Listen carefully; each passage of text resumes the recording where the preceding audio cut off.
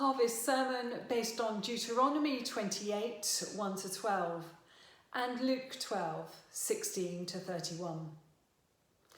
On Sunday, Chelmsford Cathedral will host the County Harvest Festival.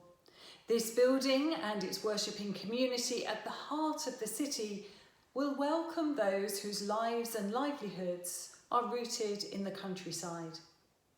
It's an annual act of worship that brings together city and countryside, urban and rural, producer and consumer.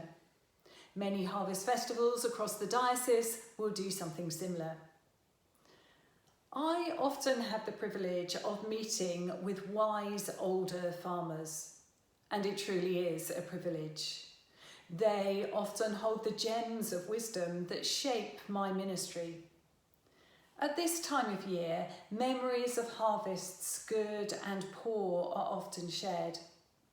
Likewise, church harvest festivals of the past that represented a greater appreciation of the harvest and those who'd enabled it.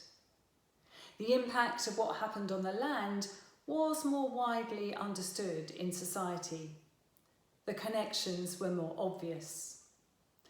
Looking back on the good old days, perhaps.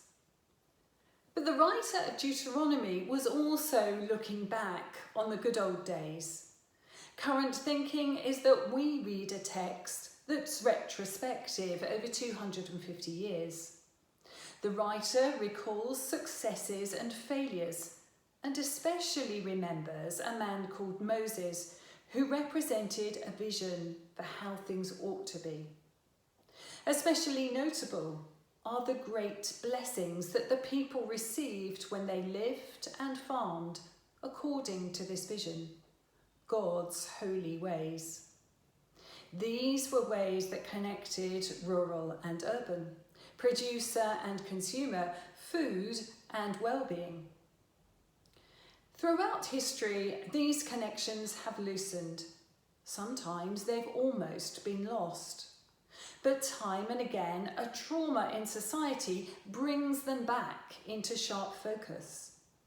Perhaps the pandemic lockdown was one such disruption. The local shop stocking locally produced food often delivered to your door, clearly demonstrating the connection between producer and consumer. Thousands of people sought their daily exercise and well-being in the countryside, usually on footpaths across agricultural land. They saw firsthand the crops and the livestock providing their food. Their spirits were lifted by the wildlife inhabiting the hedgerows and the field margins. These are maintained by our farmers. Connections that sat somewhere in the past between urban and rural, between consumer and producer, between the gift of the land and nourishment of body, mind and spirit, were here before us once again. This is not the stuff of battle lines between agriculture and environment. This is the stuff that inspires a shared vision for land and food. But when the challenges are huge, it takes some resolve to hold firm to shared visions. Jesus knew this, and he faced it head on in Luke 12, 16 to 30.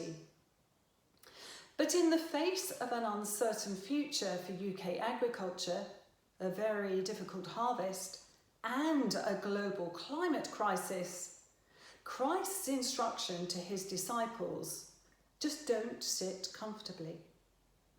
Do not worry about your life, what you will eat, or about your body, what you will wear, says Jesus.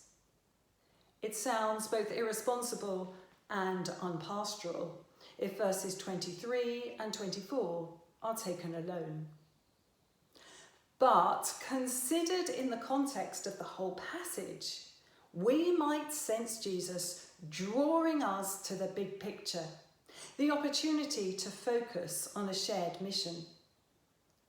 The fulfillment of visions calls for deep conviction and the appreciation that there'll be setbacks en route.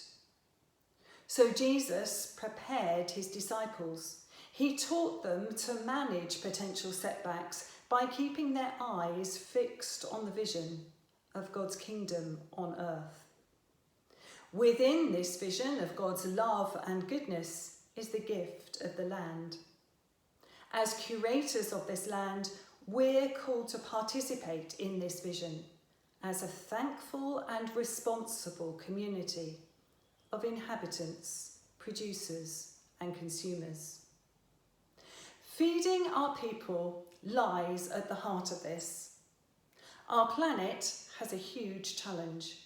We are a global community of 7.9 billion people. Global population has risen from just 1 billion in only 200 years. It's a staggering increase. After a challenging harvest season, Harvest Festival gives us the opportunity to thank the farmers of our diocese. Their determination and perseverance means that the precious life-giving crops have been gathered. After all, each grain of corn has life-saving potential for our global community of people. In 2014, the Prince of Wales wrote, "Our sacred traditions can lead us back into a right relationship with the natural world and restore a sense of reverence for the food that sustains us, the creation that provides it, and for the noble profession of farming, the very foundation of a healthy civilization." In our sacred tradition, we recall Jesus taking a loaf of bread, giving thanks to God, breaking it and sharing it at supper. Likewise, we remember Jesus taking a cup of wine, giving thanks to God and sharing it after that supper. With deep reverence, we consume this precious food as we draw close to Christ in the Eucharist. Reverence for our food is at the heart of our worship. It unites us with Jesus. When reverence for our food and the creation that provides it shapes how we live our lives, something is restored deep in our souls. We find ourselves with eyes on the big picture of Luke 12. We sense the blessings of Deuteronomy 28. Amen.